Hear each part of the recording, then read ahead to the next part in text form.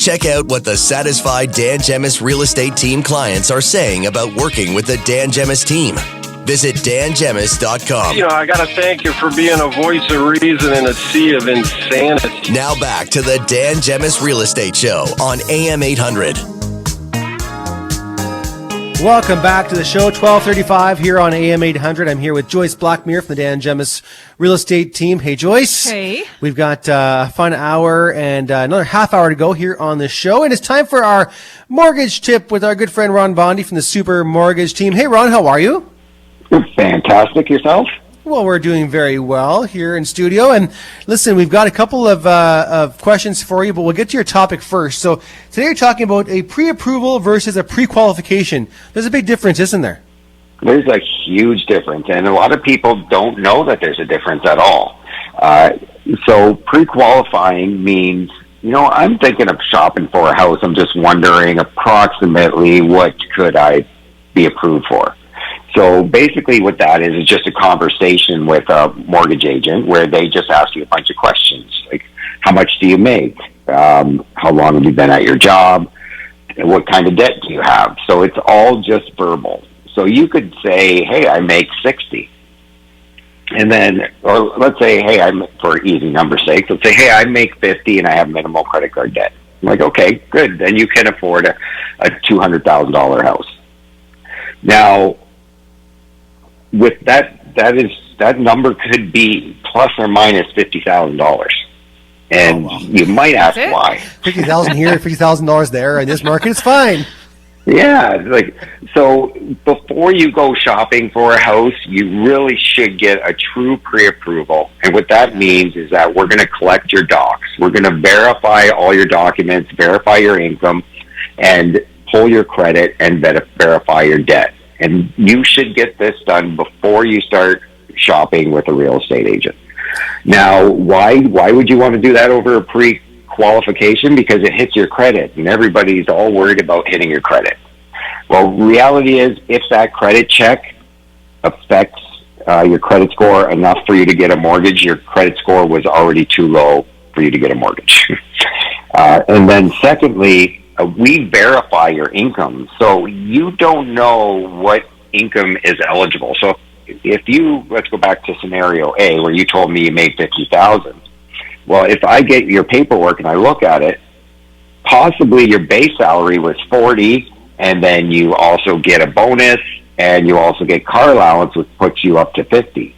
Now, we can't use that bonus or that car allowance unless you've been employed and claiming it for 2 years as income. So you not knowing these rules, just tell me, hey, I make $50,000.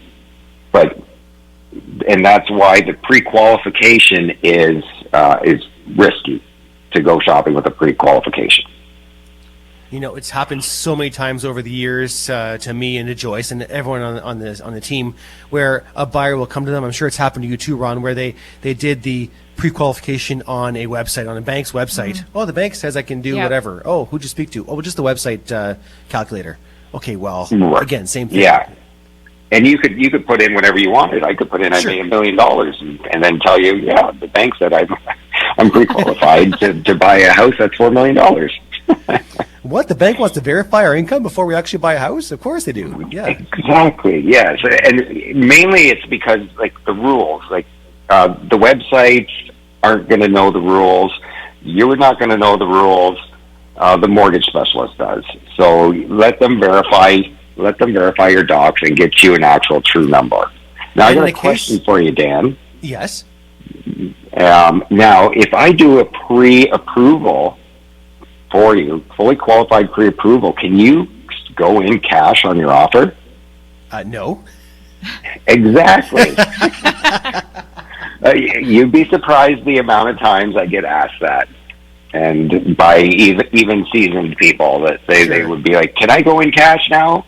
No. And the reason why is because we don't know if the house is going to appraise. Yep. Mm-hmm. If the house comes in lower than it, or if it comes in with a problem. The bank's not going to give you a mortgage on a $1 million house if it's listed for $2 million and you get an offer for $2 million. Obviously, they're protecting their investment and they're not going to give that mortgage out. Exactly, yeah. Because the bank is always going to lend on the lesser of either the appraised value or the purchase price. What are you seeing appraisals come back like, Ron? Are they coming in under value? So appraisals, we just had a meeting with an appraiser last week, and they're just scratching their head because offers are all over the place. Yeah. It's up and down. You know, the values are starting to come back up, but some people are still way overpaying, but some people are still, not. So appraisers are having a real hard time with values right now. It's that and finding market. comps. Yep. It's the flux market. It's that market in between, right?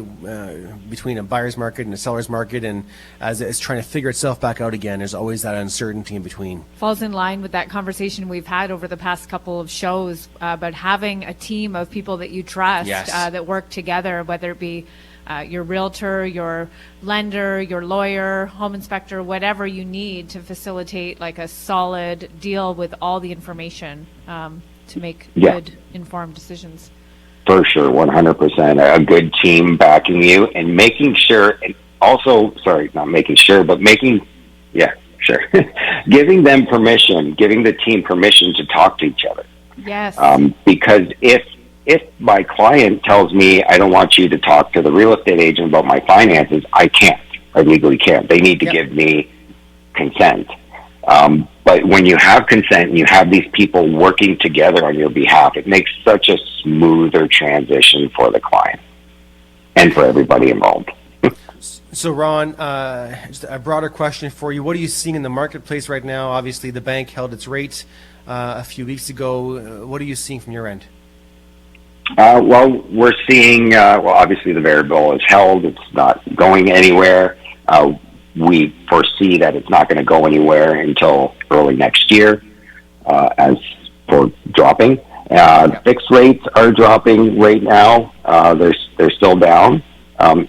They're fluctuating. They go up and down, but they dropped quite a bit from about a month ago. So we're down to the mid fours right now on an insured mortgage, and even some banks are dropping their conventional rate as well to just around 5. So.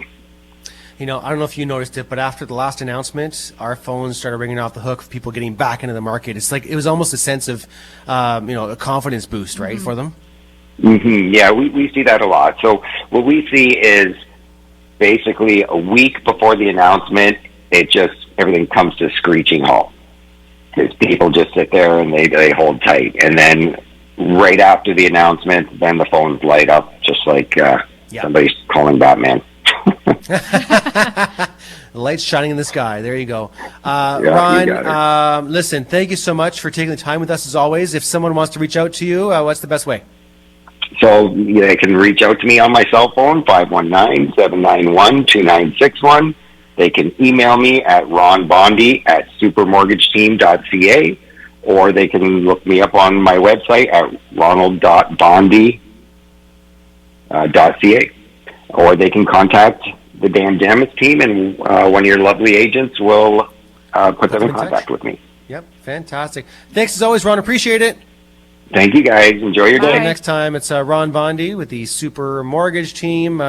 Great guy and always great information there. So we'll see what the next few months brings to the marketplace. Joyce, we have a couple of open houses we want to mention that are happening as we speak. As we speak, yes. There are 3 of them. They're all going on between 12 and 2 p.m. This afternoon. We have 38 Martin Crescent in Amherstburg. Cassie Baggio is there to let you through that lovely home. We have 529 Laurier in LaSalle. Fadi Aldondaci is there today to let you through. And we have 148 Given Road in Harrow, and Lisa Vandermeeren is there to give you a tour of that home, all between 12 and 2 p.m. today. Awesome. Thank you, Joyce. We're going to take a break. We're going to come back, and we are going to give away the Richmond Popcorn Company gift card. If you haven't already entered, make sure you text the keyword today, MOVIE, M-O-V-I-E, with your first and last name, and we'll give that away in the next segment. Okay, lots more to come right here on the Dan Jamis Real Estate Show.